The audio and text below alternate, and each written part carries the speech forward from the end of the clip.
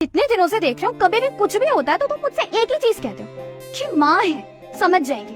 आखिर कब तक समझेंगी माँ विभोर? तुम्हारे बचपन से लेकर के अब तक तुम्हारी माँ समझ ही नहीं है तुम्हें। तुम्हें पता भी है तुम्हारे लिए कितना कुछ किया उन्होंने, लेकिन तुम चाहते हो कि वो तुम्हारे लिए अभी भी समझे सब कुछ। कुछ भी होता है तुम सीधा मुझे यही बोल देते हो कि माँ है, माँ समझेंगी। अरे क्यों समझेंगी माँ? तुम्हें नहीं दिखता कि तुम्हारी भी जिम्मेदारी बनती है कि तुम भी अपनी माँ को समझो? एक बार सोचा तुमने कि तुम्हारी माँ ने तुम्हारे लिए न जाने कितने सैक्रिफाइसेस किए होंगे। बचपन में ना तुम्हें कभी भूखे नहीं सोने दिया होगा उन्होंने, भले से वो खुद भूखी रह गई होंगी। तुम्हारी स्कूल, ट्यूशन और अदर क्लासेस, जितनी भी जगह की फीस वगैरह होती होगी ना, सब पैसे वो औरत खुद मैनेज करती होंगी अपनी खुशियों का गला घोट करके। लेकिन तुम बड़े होने के बाद भी ये नहीं समझ पाए कि इतने सालों से जब तुम्हारी माँ तुम्हें समझती आ रही है तो शायद तुम्हें भी अपनी जिम्मेदारी अब समझ लेनी चाहिए।